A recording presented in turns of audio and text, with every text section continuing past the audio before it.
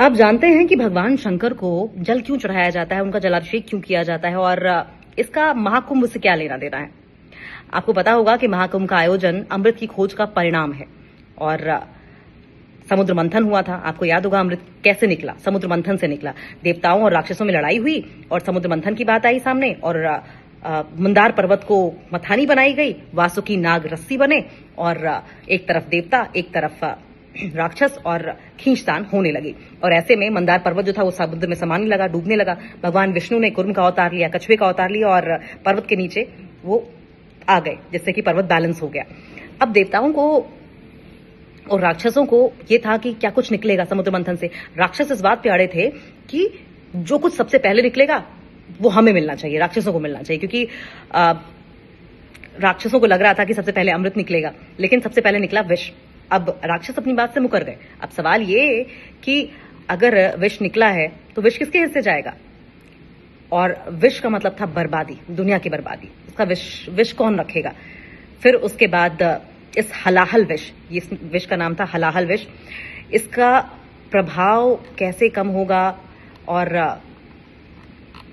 कौन इस विष को रखेगा। तो देवताओं में कोई भी इसे पीने को तैयार नहीं हुआ। तब महादेव सामने आए। वो संसार के योगीश्वर हैं, हर शाप ताप अग्नि का शमन कर सकते हैं, इनके ऊपर ना अमृत का असर है और विष से भी परे हैं। उन्होंने इस विष का पान किया और आपने देखा होगा कि उनके यहाँ पर नीला नीला होता है और इसीलिए वो महादेव नीलकंठ कहलाए। लेकिन जब वो विष पान कर रहे थे तो कुछ बूंदें विष की जमीन पर गिर पड़ी और तमाम जीव जंतु, जिसमें सांप बिच्छू, वो उसका पान कर लिया उन्होंने और तभी से वो जहरीले हो गए। उससे पहले कहा जाता है कि वो जहरीले नहीं थे, लेकिन विषपान करने के बाद जहरीले हो गए। और आपने देखा होगा कि ये तमाम लोग जो कि भगवान शिव की मदद करने आए थे विषपान में, वो उनके प्रिय भी हैं। नाग को आपने उनके गले में देखा होगा, सर्प उनके गले में जरूर देखा होगा। तो फिर इस विष का प्रभाव इतना ज्यादा था, इस विष के प्रभाव को कैसे कम किया जाए ये सोचा जाने लगा और विष के प्रभाव को शांत करने के लिए महादेव को शीतल करने की प्रक्रिया शुरू कर दी गई। कई बार उनका जल से अभिषेक किया गया, घड़े भर भर के उन्हें स्नान कराया गया। तभी से शिव जी के जलाभिषेक की जो परंपरा है वो पड़ी है। उन्हें शीतल औषधियां दी गई, जिसमें भांग धतूरा आदि का लेप उन्हें लगाया गया। दूध दही घी सभी पदार्थ उन पर मले गए और इस तरह महादेव विष के प्रभाव को रोक सके और संसार को उन्होंने नष्ट होने से बचा लिया। अब सागर तट पर एक ही आवाज गूंज रही है, हर हर महादेव, जय जय शिव शंकर। देखिए, महाकुंभ मतलब लोगों का मिलन, विरासतों का मिलन, और तमाम लोग गंगा यमुना और विलुप्त हो चुकी सरस्वती के घाट पर मिल रहे हैं, संगम स्थल पर मिल रहे हैं।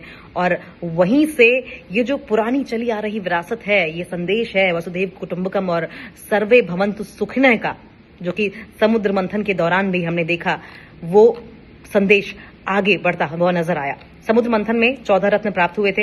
परिजात पुष्प और रंभा जो अप्सरा थी वो भी समुद्र मंथन से ही निकली थी। कालकूट विष भी निकला था और चंद्रमा और सूर्य हाथी घोड़े भी समुद्र मंथन से निकले थे। और सिर्फ इतना ही नहीं, लक्ष्मी अलक्ष्मी, रंभा, हलाहल विष, वारुणी मधुरा, अमेय यानी अमृत, शंख गजराज, धन्वंतरी, धनु धेनु, मणि, चंद्रमा, वाज यानी घोड़ा अमृत मंथन से बाहर निकले थे, समुद्र मंथन से बाहर निकले थे। और आप समझ गए होंगे कि महाकुंभ मतलब जमावड़ा, एक तरीके से अगर आम भाषा में समझें, और कैसे देवताओं का और वहां पर राक्षसों का जमावड़ा लगा हुआ था। और ऐसे में समझिए कि ये महाकुंभ हो गया। और जलाभिषेक का किस तरीके से महाकुंभ से कनेक्शन है ये आप समझ ही गए होंगे।